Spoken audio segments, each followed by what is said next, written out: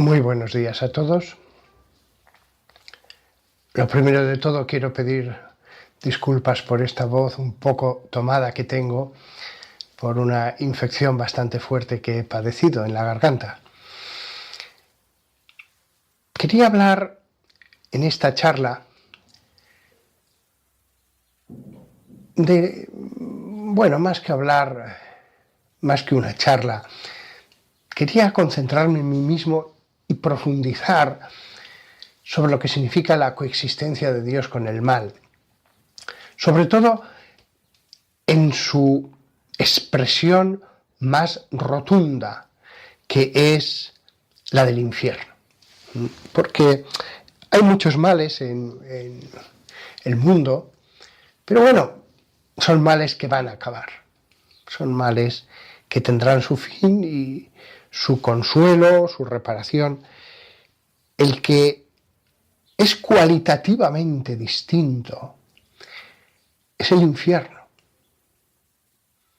¿Cómo puede coexistir un Dios feliz con el eterno sufrimiento? La eternidad de la felicidad paralela al eterno sufrimiento.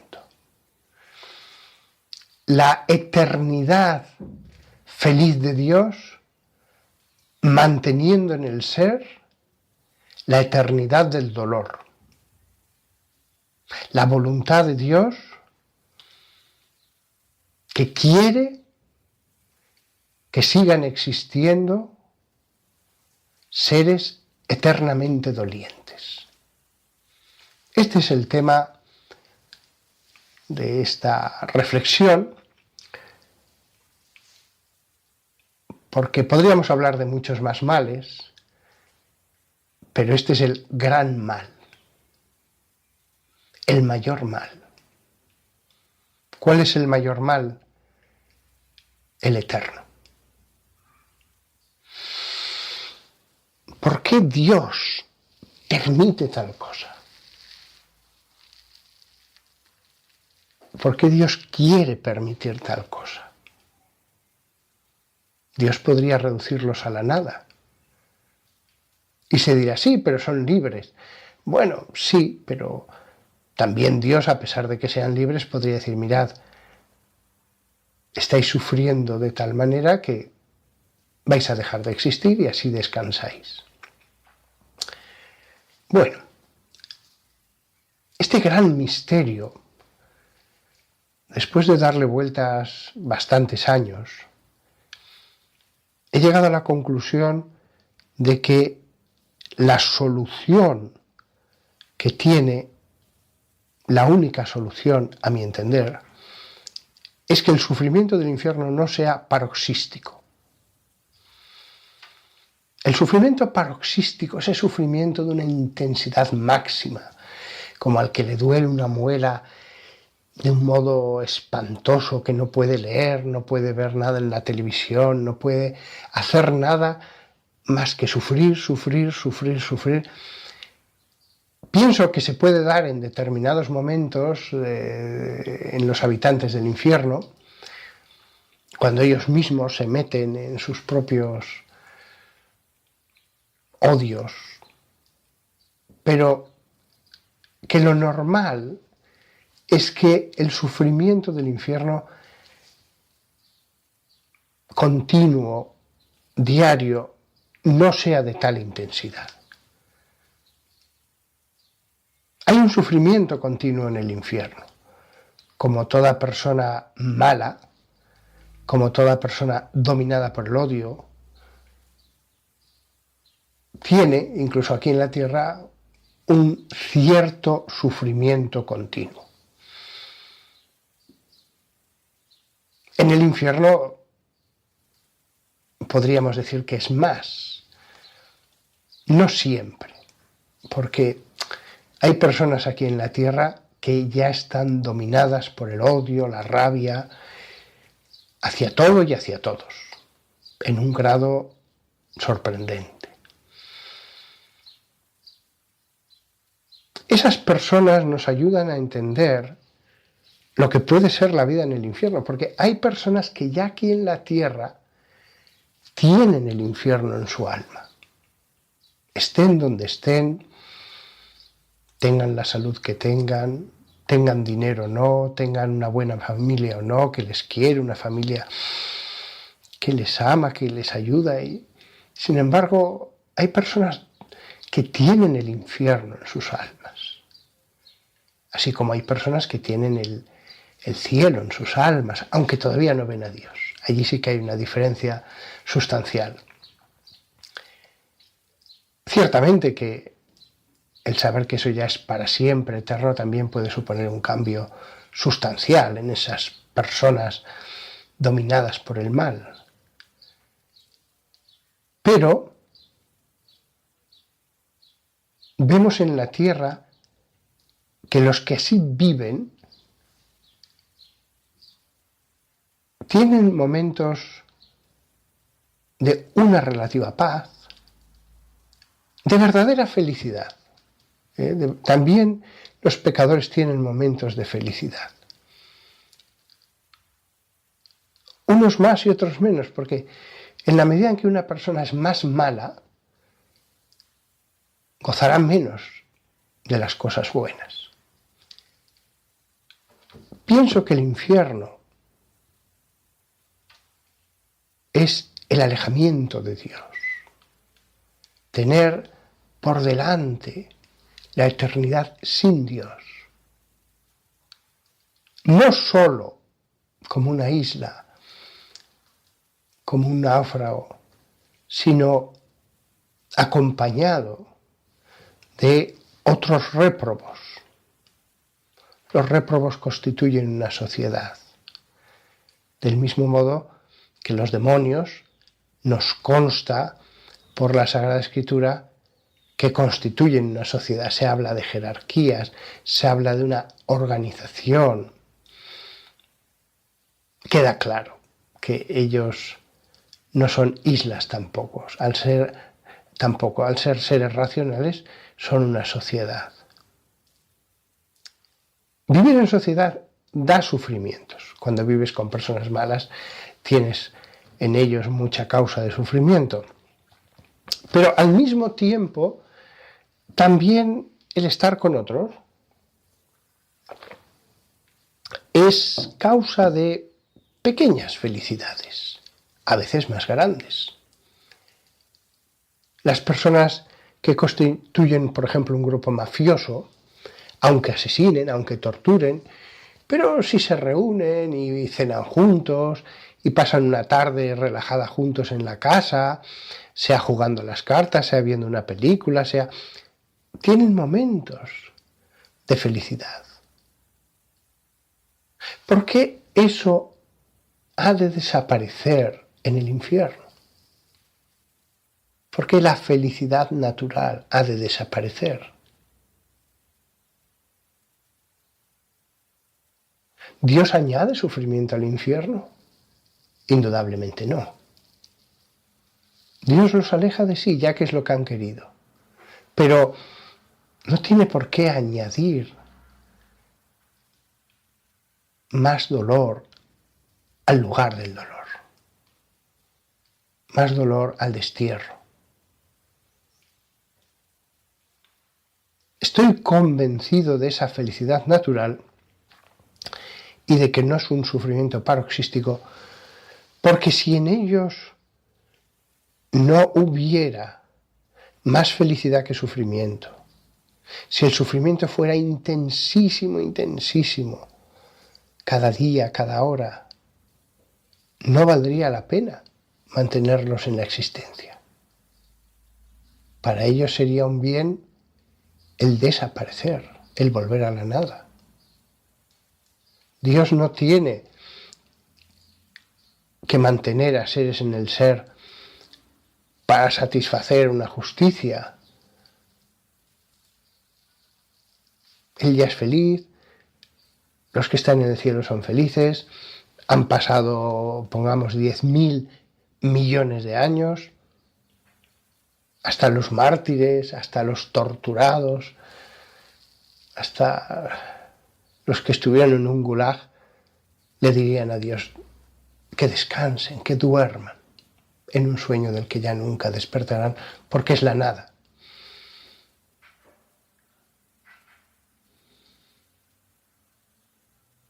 Parecería lo más piadoso.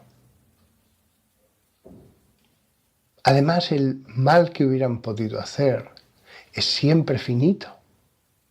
Nadie puede cometer un mal infinito, es imposible. Incluso si uno mata a 1.000.000 de personas, es un mal finito. Con lo cual, la única razón por la que el infierno puede existir sin fin es porque a ellos mismos, los condenados al infierno, les valga más la pena existir que no existir. Si existe un fuego, es decir, el fuego, ejemplo de lo ardiente, de lo que quema, de lo que causa dolor, en el alma. Ese fuego está en el interior del alma de los condenados.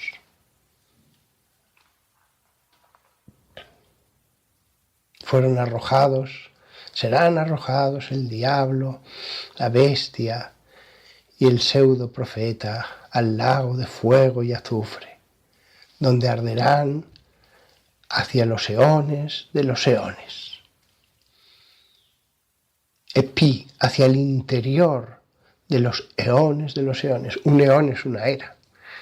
Eón de eones, eones de eones, en plural, sin final, puntos suspensivos.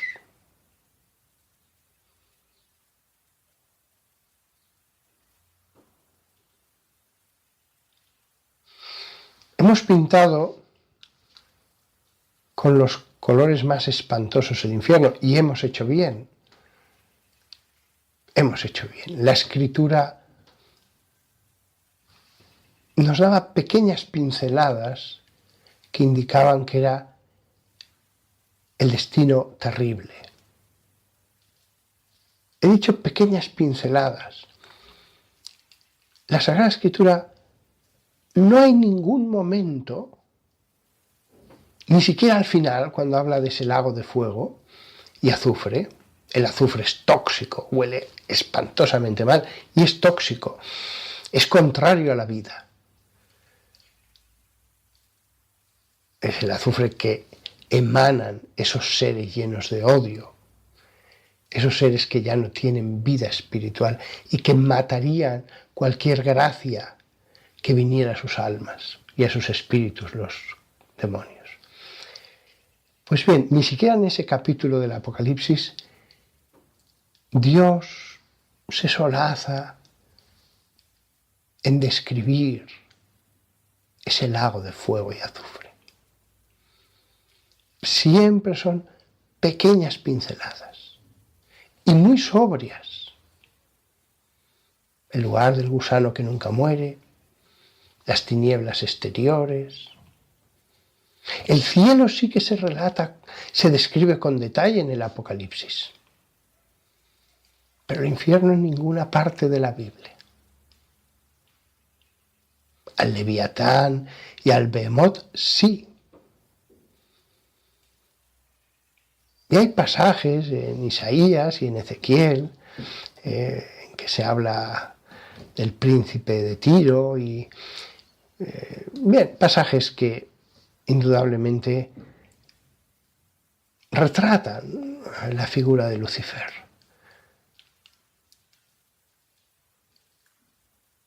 Pero una cosa es retratar a Lucifer y otra cosa es dibujar con detalle cómo va a ser el infierno. No lo hace la Biblia. Alguien pensará, ¿se le ha olvidado a Dios? No. El infierno es un lugar terrible, espantoso, frustra aquello a lo que está llamado más íntimamente el hombre. Pero al mismo tiempo,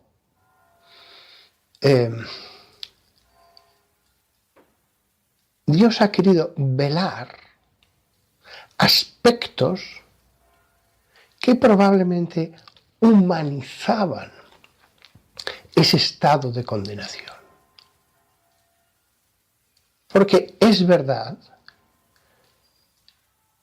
que un infierno paroxístico, un infierno de exacerbados dolores continuos, sin descanso, sí que plantea un problema con la bondad de Dios.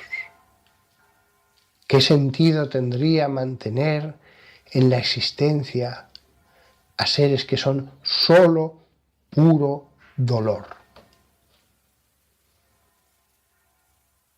¿Qué sentido tendría?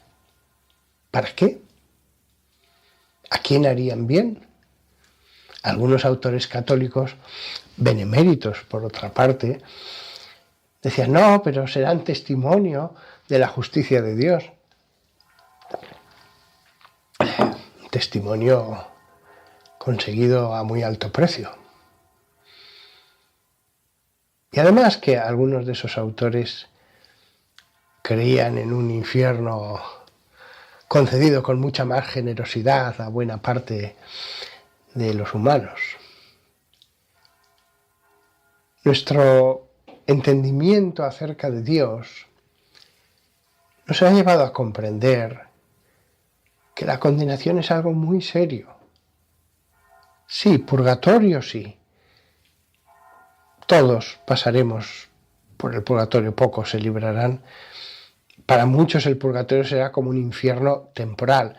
Es verdad, es cualitativamente distinto del averno, pero bueno, como un infierno temporal.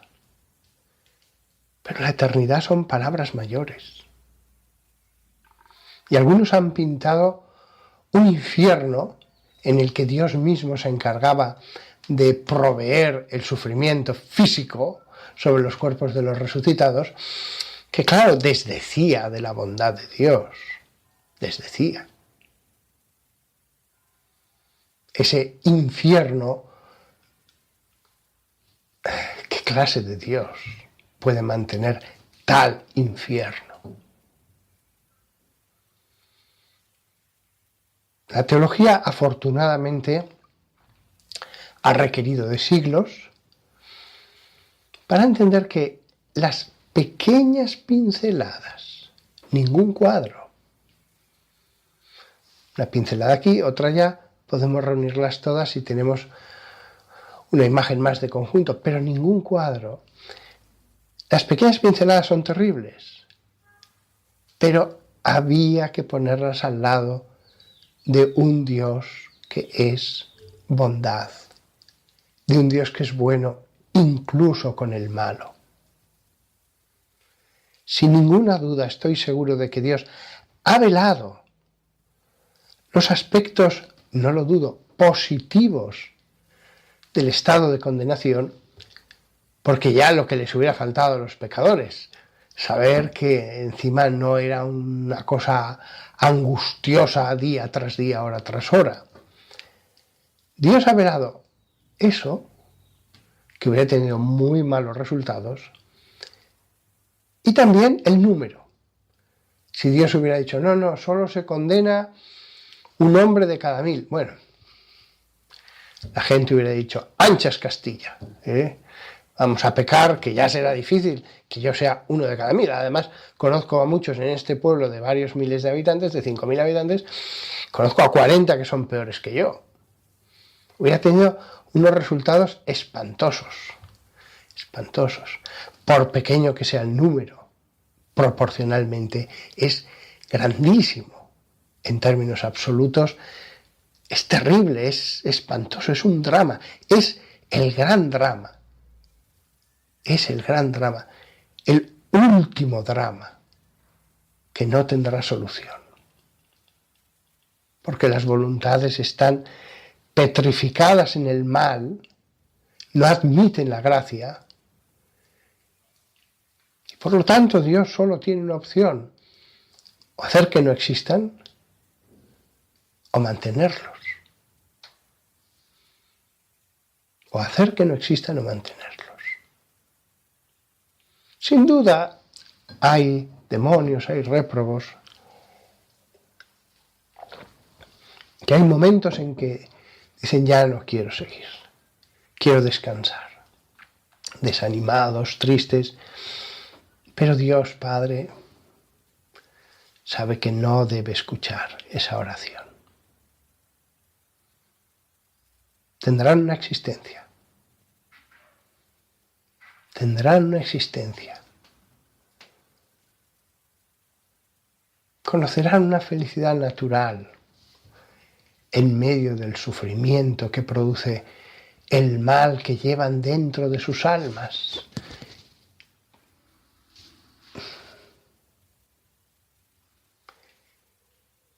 El infierno no lo ha creado Dios.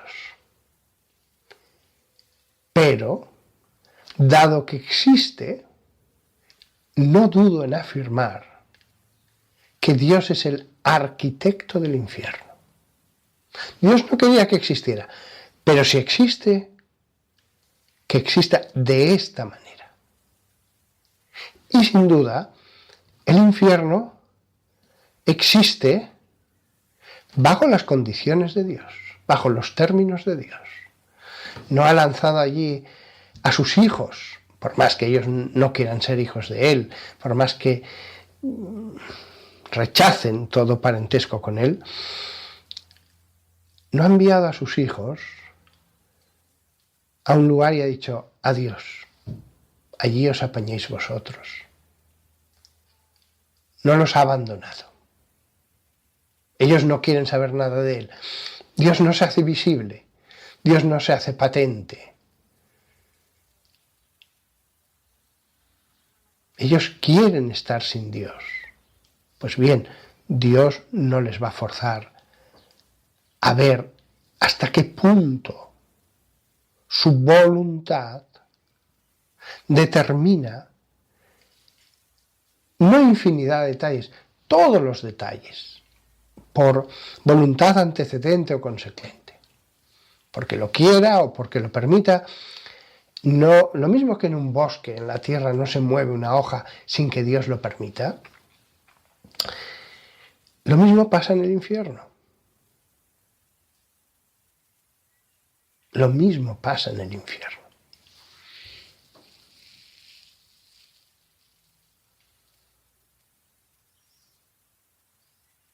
Esto es admirable. ¿Hasta qué punto Dios es bueno con los malos? ¿Hasta qué punto Dios es bueno con los malos? Alguien dirá, pero ¿y la justicia? ¿Y la justicia? Mira, si supieras lo que es el infierno, lo que no harías es pedir más justicia. Porque haya hecho el mal que haya hecho, siempre fue un mal finito. Si está allí, es porque su mal llegó a tal estado, ya no fue una cuestión de adición, sino de cambio cualitativo y un nuevo cambio cualitativo, que se cerró de forma perfecta, absoluta, para siempre a la gracia. El Espíritu Santo ya no puede penetrar en ese espíritu. Si Dios pudiera salvar a los condenados, no lo haría. ¿Quién de nosotros? Y Jesús dijo, y vosotros que sois malos, ¿quién de nosotros no lo haría si fuera uno el ofendido? Aunque me hubieran torturado y sacado los ojos y cortado la lengua, después de 10.000 millones de años, ¿quién de nosotros no diría, ya está, lo saco? Si no son sacados del infierno, es porque no hay manera de sacarlos. Y Dios en las Escrituras ha dejado claro que el infierno es eterno. Y allí arderán en el lago de fuego y azufre hacia el interior de eones de eones.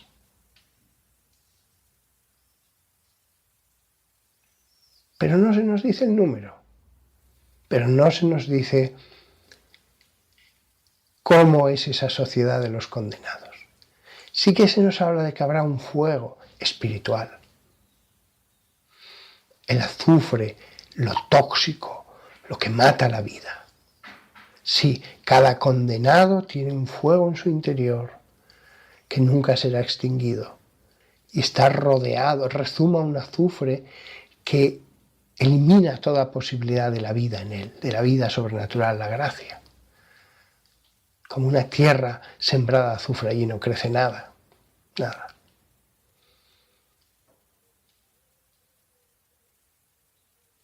No tengamos una visión del infierno que nos envilece. Ni Dios envía al infierno por cualquier cosa, ni creamos que Dios se regodea en el infierno, ni que Dios ha hecho un infierno que no es el real. Dios es una madre para todos. Como quiere una madre a su hijo, pues eso no tiene comparación al modo en que quiere Dios a todos sus hijos, humanos y angélicos.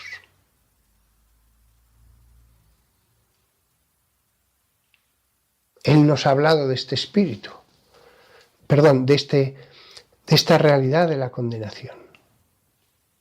Sabemos que existe porque Dios nos ha hablado de ella. Si no, por nosotros mismos pensaríamos que es algo excesivo. Y es verdad, lo es si es por el objeto. Nadie merece una condena eterna por lo que haya hecho. Pero sí que es eterna por la única razón que dijo Jesús. Solo hay un pecado que no se les perdonará a los hombres, ni en este eón ni en el venidero. La blasfemia contra el Espíritu Santo, cuyo objeto nunca se explicó en las Escrituras, porque en realidad robar está claro cuál es su objeto, mentir está claro. La blasfemia contra el Espíritu Santo es algo más profundo. Es aquel espíritu, sea humano o un espíritu angélico, que ya rechaza con burla, groseramente, cualquier acción del amor de Dios que viene a salvarlo. Dios, arquitecto del infierno. Dios determinó todas las leyes del infierno. Por eso, en el libro donde más explico todas estas cosas, 400 páginas hablando del tema, lo titula así: Las leyes del infierno. Dios creó unas leyes para el infierno. No es un lugar donde los arroja y, bueno, adiós, para siempre. Lo que pase entre vosotros dentro de este perímetro no es cosa mía. No. También Dios derrama su amor sobre el infierno, su compasión sobre el infierno, sus alivios sobre el infierno. Ay de ellos si fueran abandonados a sus propias pasiones y odios, y ay de ellos. No pueden morir, pero se devorarían entre ellos. Se devorarían. Ya es duro estar sin Dios toda la eternidad, pero el infierno dejado de la mano de Dios no habría límite. Entrarían en una espiral cada vez peor. Por eso Dios tiene que intervenir, incluso en el infierno. incluso en el infierno.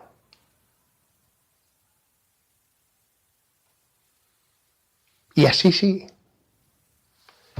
coexistirá un Dios feliz, amoroso,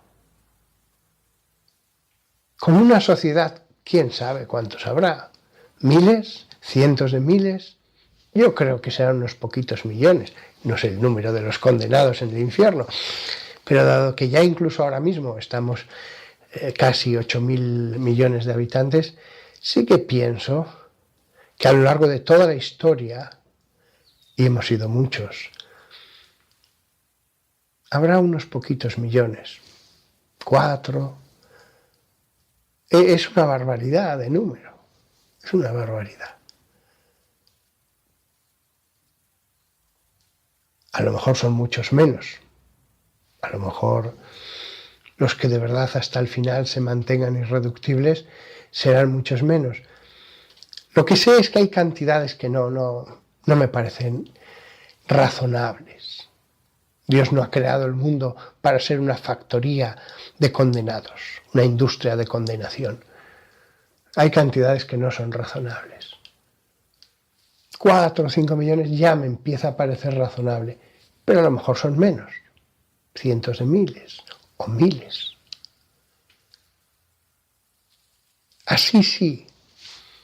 Así esa coexistencia sí que me parece más armónica, incluso en la condenación eterna y en su número y en todo. Hay una armonía, hay un equilibrio, sí. Sería inadecuado un 25% que se condenara. Es abrumadora esa cantidad, no.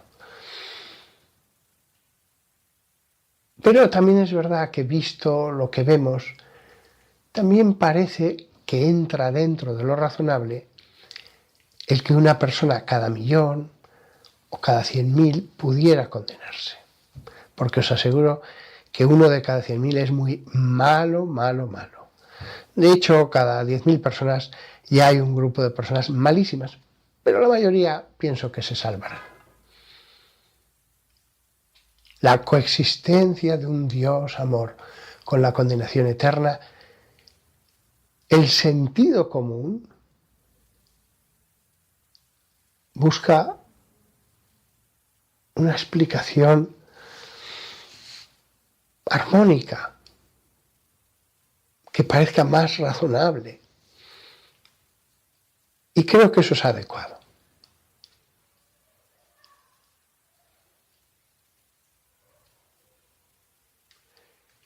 El infierno.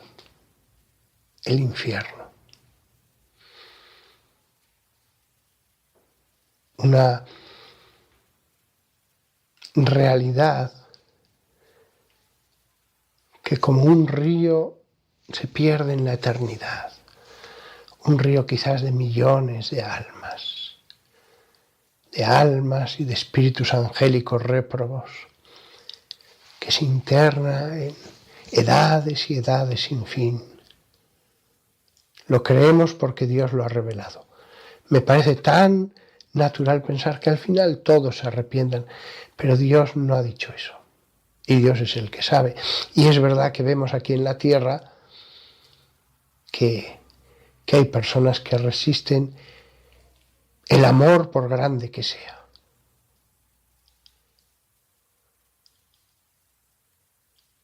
El misterio sobre todo de Lucifer, según la tradición el más bello, poderoso, engalanado con dones increíbles,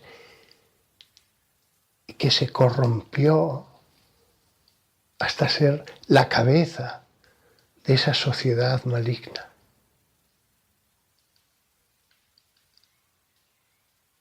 La coexistencia de Dios y del mal. Vemos además una simetría entre la Iglesia con su cabeza y ese grupo de réprobos con su propia cabeza.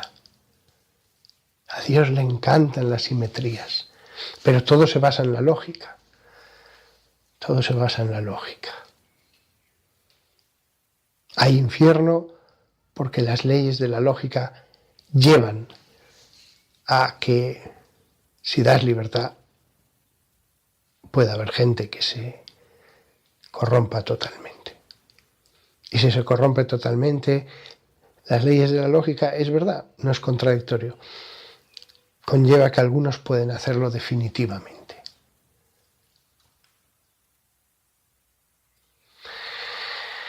Bueno, nada más. Es un misterio acerca del que meditar para alabar a Dios por el infierno visto desde esta manera. También el infierno es causa de entender el amor de Dios, universal. Dios solo ama, incluso a los que les da un destino u otro, solo ama. También el infierno es causa de glorificación de Dios, por lo bien que ha hecho las cosas. Los réprobos no lo van a hacer queriendo. Pero nosotros, viendo el plan de Dios, decimos, qué impresionante, qué impresionante. Nada más. Hasta pronto, y que nadie se considere tan fuerte y tan bueno como para pensar, bueno, esto es para los otros, esto es para los otros. Todos, estés en el estado en el que estés de amor de Dios, podrías caer. Así que cuidado, vigílate, no te arriesgues, sé humilde, porque aquí no hay nadie, desde el Papa hasta el último monaguillo, que no pueda acabar siendo un inquilino de ese estado del que he estado hablando en esta charla. Hasta pronto.